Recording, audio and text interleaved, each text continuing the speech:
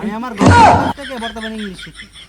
ছোট ভাই মুন্ডা চাইতেছে পাট খেতে নিয়ে তোমার পিছন মেরে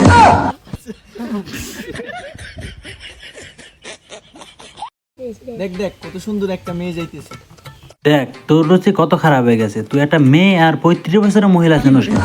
ওর তো 3 পিস আর পায়জামা হইলি হয়, ওর মেয়ে লাগে না। Are you right. ও মা গো মা, কি রে ফুকিনি তুই দিয়ে আবার ইংলিশও কস? ভাইয়া তোমরা জিনিসটা বুঝবে না, আমি বর্তমান আমার গপ্পর কাছ থেকে ইংলিশ শিখি। কি রে গপ গপ মানে কি? আরে ভাইয়া তোমরা বুঝবে না, গপ গপ মানে হলো প্রেমিকা, তোমরা তো অশিক্ষিত। কি রে মামা, তোর দিয়ে আবার গার্লফ্রেন্ড আছে? আরে ছোট ভাই তুমি তো রিলেশন করে অনেক উন্নত হয়ে গেছো, আমার নামটা ইংলিশে বানান করো তো। আরে ভাই এটা কোনো ব্যাপার, আপনার নামটা শুধু বলেন আমাকে। কি বলো ছোট ভাই, তুমি নাম ভুলে গেছো? কি বলবো ভাই, মনে করেন গার্লফ্রেন্ড অল টাইম মাথায় থাকে তো, কারণ নামটা মনে রাখবেন। কাকুর নাম জানো না? কাকুর নাম হলো নির্মল কাকু।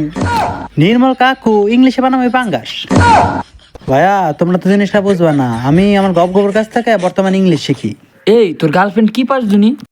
আমার গার্লফ্রেন্ড হলো মনে করো শিশু ফেল 10 পাস। ছোট ভাই মুন্ডা চাইতেছে পাট খেতে নিয়ে তোমার পিছন মেরে দিতে পারো? আমি তো রাজি। কি রে মামা, তোর দিয়ে গার্লফ্রেন্ড আছে? আছে তো, নাম শুভ, 8 ইঞ্চি।